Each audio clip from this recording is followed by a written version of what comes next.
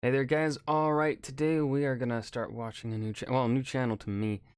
I've heard of them, never watched them before. Surprised that I never did. But this is the Great War channel.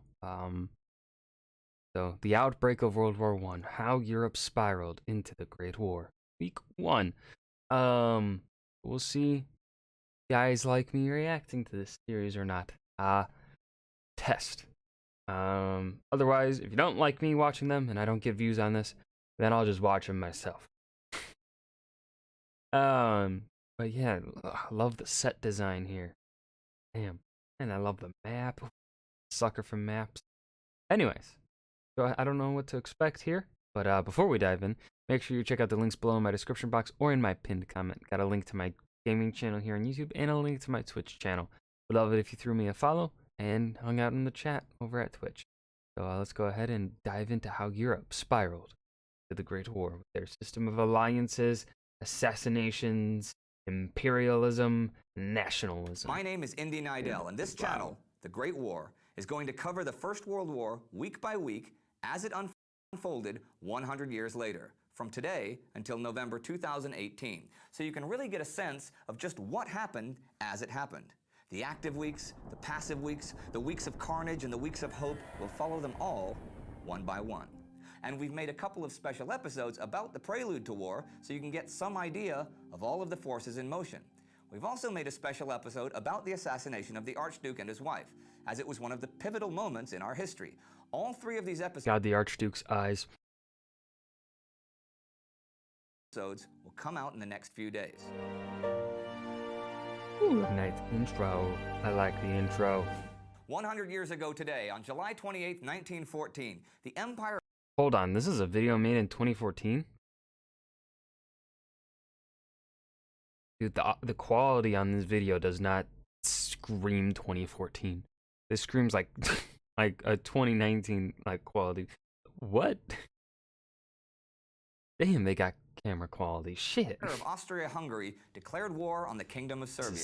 Sleek. Now, as you are probably aware, this snowballed within days into the First World War. Now, people often talk about the blank check, when Kaiser Wilhelm said on July 5th, 1914, that he would unconditionally support Austria in whatever actions she took against Serbia. And this is seen as the main argument for Germany's responsibility for the war. But this is a little too simple. In the days following the assassination of the Austrian Archduke Franz Ferdinand in Sarajevo by the Serb Gavrilo Princip, there were anti-Serbian riots and demonstrations in much of Bosnia, and official dispatches to Vienna that there was Serbian complicity in the plot. But general European reactions to the killings were quite mild. Austria, however, had big ideas, many of them coming from Army Chief of Staff Konrad von Hotzendorf, and I love that name. Konrad was a vehement imperialist for Austria and Austrian greatness. He's also been described as being, quote, the most dangerous kind of officer, both stupid... Before we continue, I don't know if he's gonna... I would say, from my standpoint, like, obviously, yeah, it is interesting that the killing of the Archduke, that the, well, it makes sense, like, Italy's mild response is a little bit weird, but Germany's response is understandable if we take into the context, if we look back to 1848 and how Europe reacted to the 1848 rebellions and how they did not want to spread those ideas. However, you know, now in 1914, France is a republic. Russia has set on its course of wanting to be more involved in the Balkans and having that be their sphere of influence, so they are going to challenge Russia. Thus, that explains why they are kind of neutral about the Archduke's murder, and then, of course, you know, them wanting to keep Serbian independence because that benefits them more. But then, of course, Austria, you know, honestly, I mean, how it always seemed like to me, their response to the Archduke's murder, like the murder of their heir, is not one of, hey, you killed my family member, dude. I'm gonna mess you up. It screamed more, all right, we're gonna use my own heir's murder as reason to invade and just to conquer, just to gain new land. That's how it always felt to me. Why I went on this tangent, I don't know. I felt like and intensely energetic.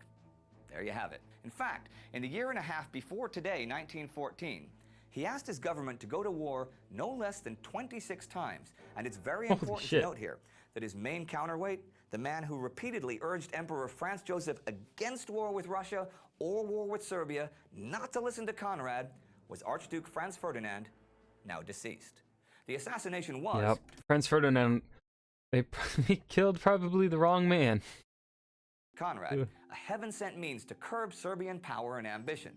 Now, to understand the next few weeks, we really need to look a bit at both Germany and Russia. In 1912, the Kaiser had told Army Chief of Staff von Moltke and Grand Admiral von Tirpitz that, quote, Austria had to act vigorously against the foreign Slavs. If Russia were to support the Serbs, war would be inevitable for us.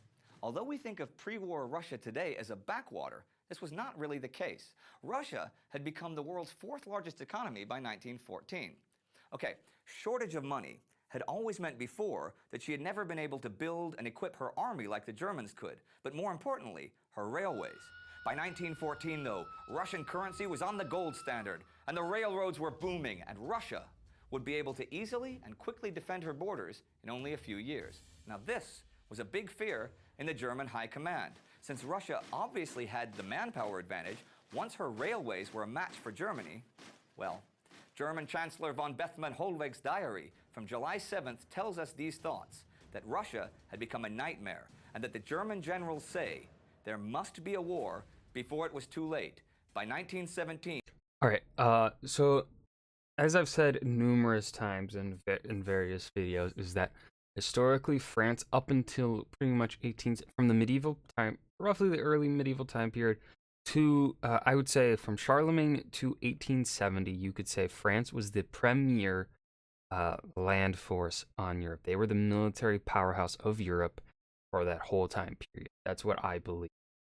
United Kingdom, of course, had the power of the seas from about, I think, usually, I think I've heard 1600s usually is when when Britain is seen as the naval superpower.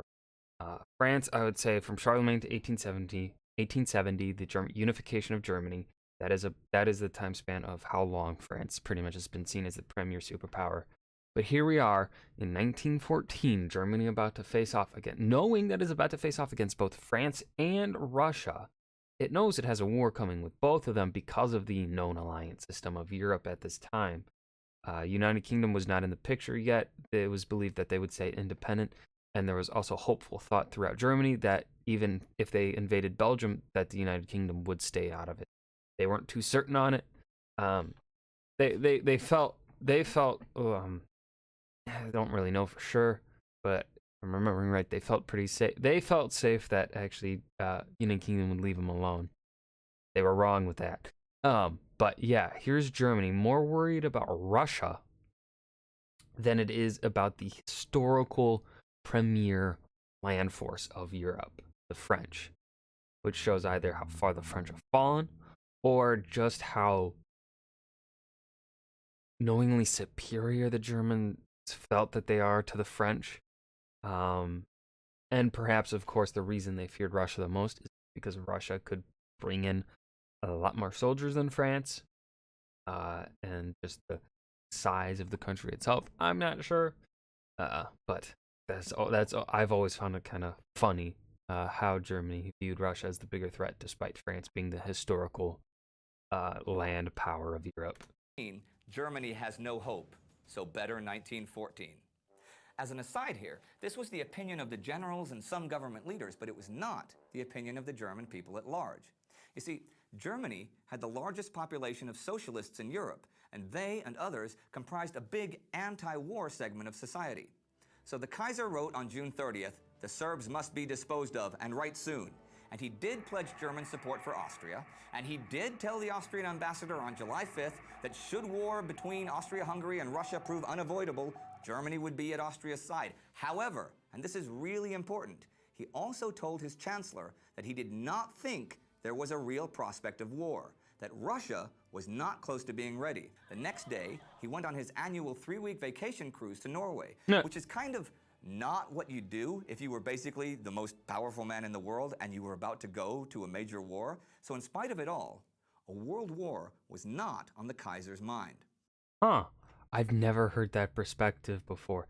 That is fucking cool. Huh. So even Germany and like there, I have negative thoughts of Kaiser Wilhelm II. I thought he was I not a very competent leader. But that's interesting that they felt that it's I think one of the things that happens with Kaiser Wilhelm II is that he's kind of painted as a very militarist. I mean, of course, Prussia, the Prussian military ideals are still very prevalent, especially in World War One Germany. But I've always, you're always told of Kaiser Wilhelm kind of being someone that sought out war, and to a certain extent, I guess that is true. But here, this shows like, hey, he kind of wanted to avoid a big war, or well, at least a great war with the European powers. And here he just thought everyone would let Serbia go. Yes, it's interesting. So, on July 7th, the Austro-Hungarian cabinet met to discuss Serbia, and they were for a war to reduce Serbia's size and make her dependent on Austria. On July 13th, a secret report reached Vienna from Sarajevo that there was zero evidence the Serbian government had anything to do with the assassination. Now, this didn't really change anything, but this did. Franz Joseph finally became convinced that Austria could take action against Serbia without any other powers interfering, so he agreed to issue an ultimatum. The terms of the ultimatum were finalized on July 19th. It had a total of 15 demands, and it linked the Belgrade government with the assassination, even without evidence. Now, you can look up the demands yourself, but here are a couple that really stick out. The Serbian Short answer of the demands, the ultimatum, is that it was such a large ultimatum that no one in their right mind of a leader of any country would ever accept it. And from what I've seen is that I've heard that the Emperor of Austria knew that. He knew what he was doing, hence why he made that the ultimatum that he did. He knew that would force Serbia to say no and thus give him a justification to invade them. The Serbian government must condemn anti-Austrian propaganda and punish anyone who made or distributed it. And the big one, Austrian officials would participate in the judicial process in Serbia. Yep, they would be in charge of justice in another country. Now, as you may guess, this ultimatum was designed to be rejected. It was sent on July He did mention it. 23rd, with 48 hours for Serbia to agree to it. 6 p.m. on July 25th, Serbia answered the ultimatum. She agreed that anti-Austrian propagandists would be punished and subversive movements suppressed, and actually agreed to almost everything else. But as to Austria participating in the judicial process within Serbia, Serbia simply asked that this demand be submitted to the tribunal in The Hague. Now, everybody except Austria thought this response was just fine, but that's actually a very lenient. Damn. I never heard of how much Serbia actually agreed to the demands of Austria. Austria-Hungary, you fucked up. You caused World War I, which ended up causing World War II. Austria was determined to go to war. Actually, Russia suggested 2 days later that negotiations between her and Vienna should be opened to try and sort things out. This was refused. A British attempt the same day to talk Germany into having a four-power conference to also try to sort things out was rejected as well. And you know what? Here's something that happened then that remained secret until after the war. On July 28th, 100 years ago today, Kaiser Wilhelm finally read the full text of the Austrian ultimatum and Serbia's response, and he could see no reason at all for Austria to declare war. Yep, after all this had happened, the Kaiser wrote, "A great moral victory for Vienna, but with it, every reason for war is removed." And just about an hour after the Kaiser scribbled that in the margins, Emperor Franz Joseph signed a declaration of war on Serbia, confident. And then because of Franz Joseph's earlier promises, he's essentially forced into having to help the Austrians. Wow. Holy shit. This changes so much. of my understanding of the start of World War One.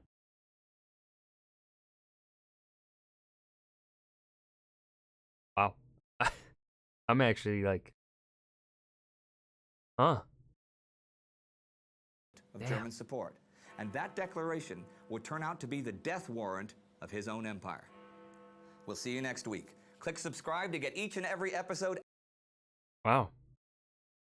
I was not expecting to learn that much in a 7-minute video on the first week of World War One. I'm definitely gonna be watching. If you guys don't like this series, then I'll be watching it on my own. If you guys want to continue to see my reactions to this series, like, subscribe, comment, share it. This was the outbreak of World War One. How Europe spiraled into the Great War, Week 1 by the Great War channel. I hope you guys enjoyed. I certainly did. Remember to, like I said, hit that like button, subscribe for more. I'll see you guys in the next video. Peace.